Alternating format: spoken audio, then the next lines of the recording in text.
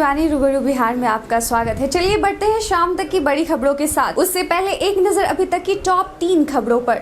बिहार विधानसभा उपचुनाव में लालू प्रसाद के बड़े लाल ने भी उतारे अपने उम्मीदवार। बिहार में डिग्री कॉलेज के प्राचार्य अब 62 की जगह 65 वर्ष में होंगे सेवानिवृत्त। तीसरे चरण के मतदान के कुल 58.9% मतदाताओं ने किया मतदान।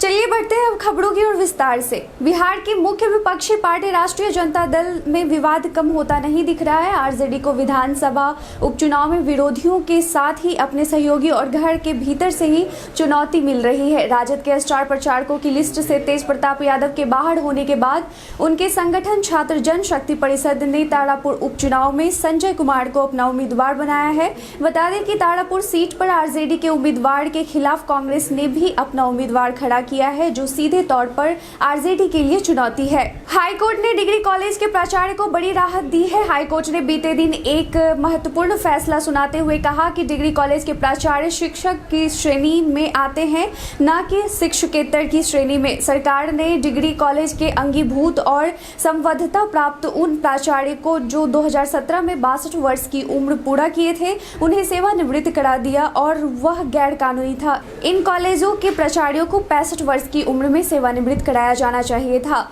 बिहार पंचायत चुनाव के तीसरे चरण का मतदान बीते दिन संपन्न हो गया। तीसरे चरण के मतदान में कुल 58.9% मतदाताओं ने अपने मताधिकार का प्रयोग किया और गांव की सरकार बनाने में बड़ी भूमिका पेश की। इस बार भी दूसरे चरण की तरह महिलाओं ने बाजी मारी है।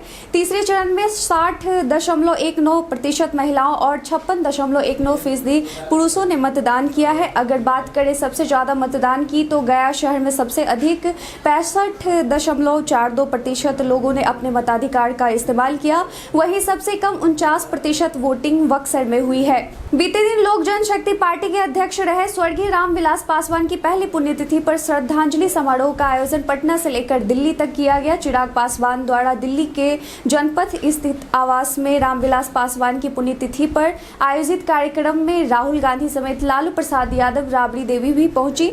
राहुल गांधी से चिराग की काफी देर तक बातचीत भी हुई, जिसके बाद इस बात को लेकर अटकलें तेज हो गई हैं कि कांग्रेस और चिराग की लोक जनशक्ति पार्टी अगले चुनाव में एक साथ आ सकती है। पूर्व केंद्रीय मंत्री स्वर्गीय रामविलास पासवान की पहली पुण्यतिथि के मौके पर उनके बेटे चिराग ने बीते दिन शाम को दिल्ली में अपने आवास पर कार्यक्रम का आयोजन किया। इस मौके पर केंद्रीय मंत्री राजनाथ सिंह और कांग्रेस नेता राहुल गांधी भी मौजूद रहे। इस बीच देश के प्रधानमंत्री नरेंद्र मोदी ने भी पत्र लिखकर रामविलास पासवान के प्रति शोक संदेश भेजा। करीब 3 साल बाद 20 अक्टूबर को पटना लौटने की खबरों के बीच राष्ट्रीय जनता दल के अध्यक्ष लालू प्रसाद यादव मीडिया से मिले और उन्होंने बिहार विधानसभा उपचुनाव में तारापुर और कुशेश्वर स्थान सीट पर राजद की जीत का दावा किया।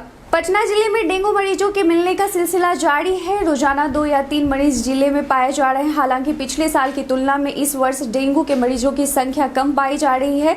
इसी क्रम में बीते दिन पटना जिले में 3 डेंगू के मरीज मिले हैं। दुबई में चल रहे आईपीएल में मुंबई इंडियंस का सफर कल तक ही रहा। बीते दिन हैदराबाद सनराइजर्स के खिलाफ एमआई को जीत मिलने के बाद भी 5 बार की आईपीएल चैंपियन मुंबई इंडियंस इस सीजन में प्लेऑफ की दौड़ से बाहर हो गई है। इसी के साथ मुंबई इंडियंस का लगातार तीसरी बार आईपीएल जीतने का सपना भी टूट गया है। संभवतः एमआई की जर्सी में अंतिम बार मैदान में उतरे बिहार के ईशान किशन ने टीम को अंतिम 4 तक पहुंचाने के लिए भरपूर प्रयास किया।